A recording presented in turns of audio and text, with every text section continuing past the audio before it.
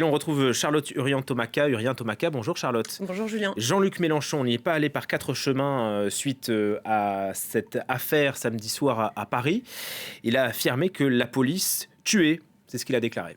Oui, tout à fait. Après ces critiques quant à un usage, selon lui, je cite, disproportionné de la force, donc vous l'avez dit, par la police lors d'un refus d'obtempérer lors d'un contrôle routier à Paris samedi dernier, eh bien, il assume, je cite évidemment, ses propos qui lui valent le dépôt d'une plainte par le syndicat policier Alliance à son encontre. Il a affirmé, donc après un tweet dans lequel il qualifiait l'organisation syndicale Alliance de groupe factieux, je cite, accusant également la police de tuer. Et il insiste, Jean-Luc Mélenchon, sur la nécessité, je cite, de réformer la police de la cave au grenier. Il appelle à une réforme avec une police de gardiens de la paix et beaucoup de police judiciaire pour poursuivre les trafiquants et au milieu des forces chargées, je cite, de protéger les manifestants.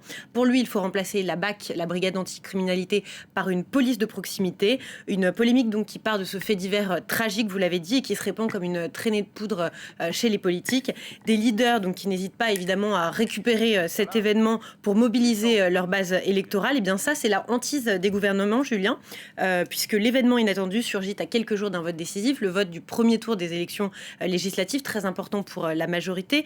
Des adversaires s'en sont emparés, donc Jean-Luc Mélenchon. La polémique s'enflamme dans la vie politique française comme une traînée de poudre et l'opinion publique en un tournement, eh bien, s'émeut ou prend peur. Et ça, c'est le syndrome papivoise du nom de ce retraité qui avait été agressé 48 heures après le premier tour de l'élection présidentielle en 2002. Rappelez-vous, à l'époque, il avait fait basculer l'opinion publique et Lionel Jospin, alors Premier ministre, avait été éliminé dès le premier tour. Et Elisabeth Borne, première ministre à l'heure actuelle, eh bien, elle faisait partie du cabinet de Lionel Jospin et elle s'en souvient bien de cette agression, de ce papivoise.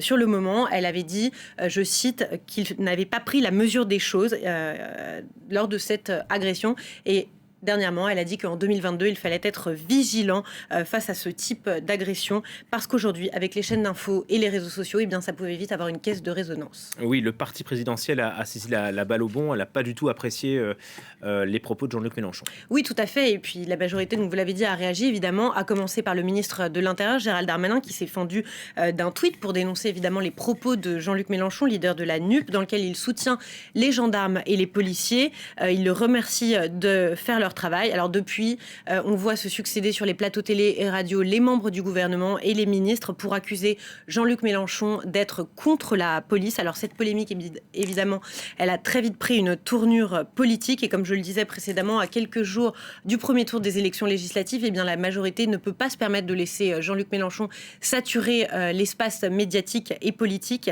alors même qu'il espère devenir Premier ministre dans quelques jours. Merci.